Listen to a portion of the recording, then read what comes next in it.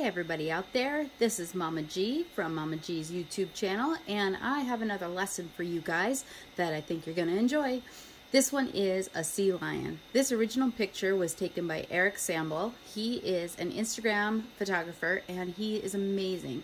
Check out his stuff. You'll see lots of gorgeous animals, but please remember, if you want to do a drawing of one of his animals, you need to reach out to him and ask for permission. But he's got some great stuff. So today, our sea lion, we're going to start it the same way that I usually start these, and that is using simple shapes. Oop, this says to draw a mouse. You can see this is actually not a mouse. This is a sea lion. I forgot my other paper at school, and I can't go back to school to get it, so here we go. We're going to do this with shape, size, location, and tilt. So stop the video if you want right now. Go get your paper and pencil and eraser. If you have the printout of the photograph, or if you want to print it out, go for it. That's for my distance learning students from Lima Christian School. Hey, you guys, miss you. You can also get a plastic sleeve and a dry erase marker if you have that printout of the photograph. So go ahead and go get those things, and then we're going to start.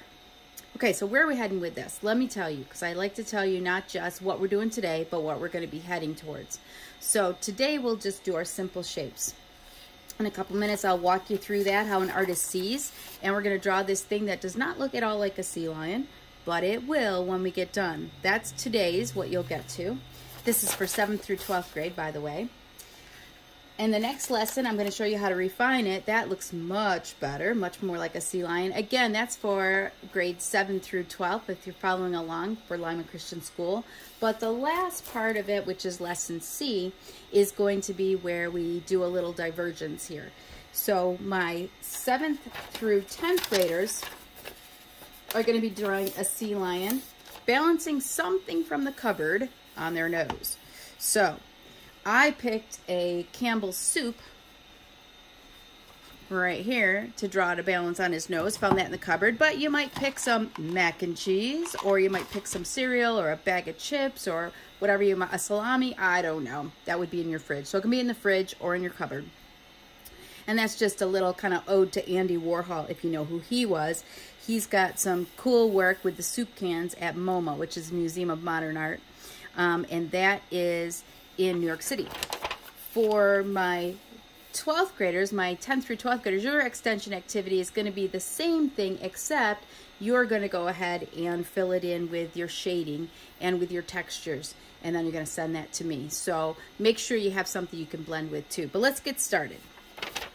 All right, so let me get out my piece of paper here that I started with, and I'm going to get out my plastic sleeve. That's just to show you guys how I find my simple shapes. I think if you use simple shapes for something like this, you're going to be a lot more happy with how to draw this, and you're going to learn how to see, because drawing is all about actually being able to see. I know it sounds silly because you're like, I can see. We look at things, but we don't really see them. We don't really process them and figure out, okay, what's actually happening. So I'm going to take the sea lion, and you can already see how I've figured out some shapes. So most of the sea lion I have found has ovals, but he's got a couple other cool shapes. So let me go ahead and find those. All right, sea lion. The first thing that I found was the head, and I think the head looks like an oval. You might say it kind of looks like a triangle. It's up to you guys. You can change it up a little bit if you want, but for this one, I think that's easiest. His body is also, to me, is an oval. So I'm gonna go ahead and trace it as an oval. And remember, I'm not tracing exactly the outline of it, because then I'm adding all these little nuances that will mix me up. Okay, there'll be little extra things that are not easy to see. I can trace them, but then how in the world do I draw them? Okay, his little flipper.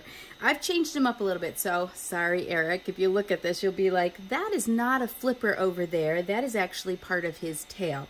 But I've made this over here a flipper. This is really dark back here, and for my purposes, I have made this into an oval and an oval. And you'll see why, because I want him to look like he's kind of standing on a little rock or something, and that's kind of holding him up. Okay, over here what I saw was pretty much, is that a trapezoid? I think that's a trapezoid. Okay, but it's kind of a rectangle, but it has a couple slants on it, so I went ahead and did that. And then this over here, for this flipper, I just made this a rectangle. And then we have the rock.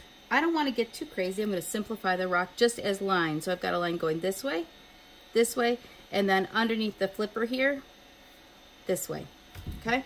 And a line down.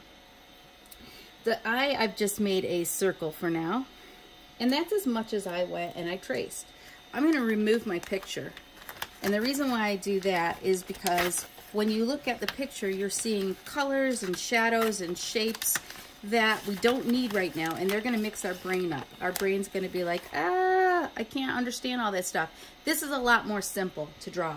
So I'm gonna look at this and start to draw it now, and I'm gonna use shape, size, location, and tilt.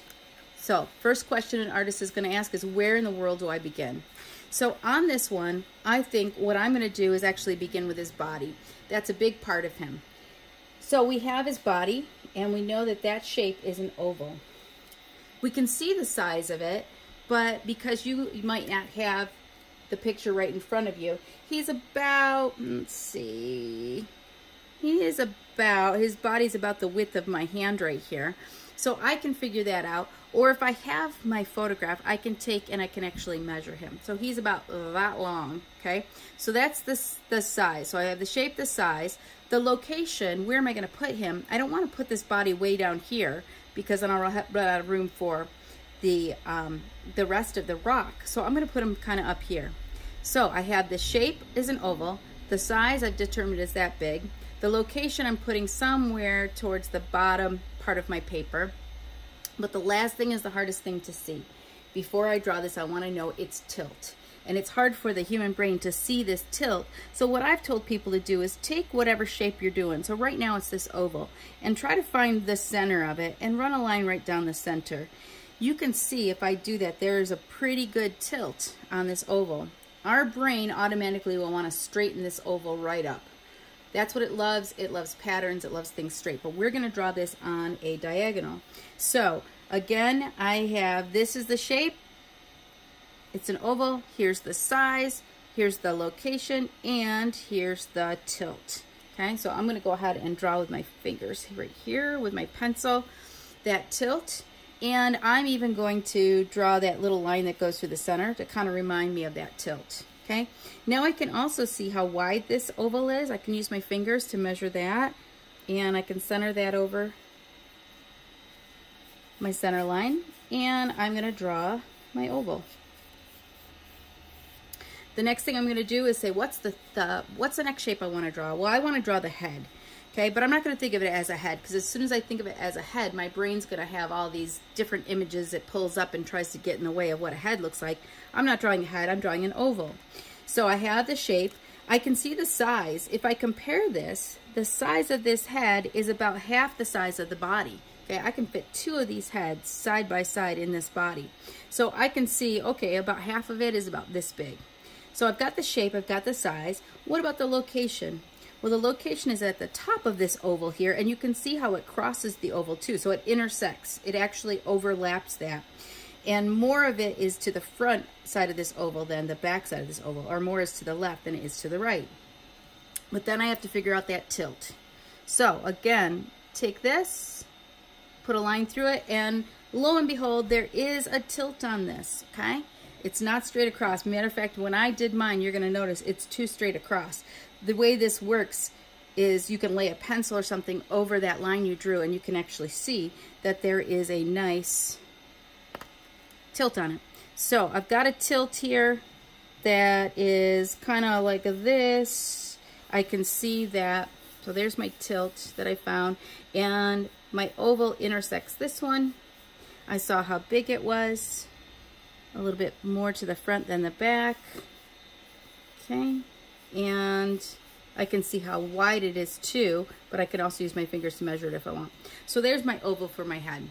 I'm going to keep going with each of these shapes, thinking about the same thing. You guys are going to do this part on your own though, and I want you to get all this in. So you can pause the video, you can take a look at this.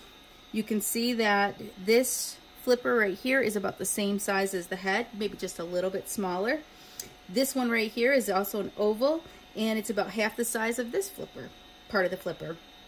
There's an angle on here, don't forget. And there's an angle on here. Lots and lots of angles. So don't forget, there are angles on this whole thing. Okay? Once you get this done, you're going to come up with this right here. So, and you can see right from here, my head is not quite angled enough on that first one. But that's okay. So that's what I want you guys to get done today. And then send those to me, my distance learning kids from Lima Christian School. Love you guys. You know I do. Mama G misses you so much. I could cry right now, but I'm not gonna, because it'll make my paper soggy. So, love you guys. Have fun with this. Next time we get together, we're going to be refining it. See ya.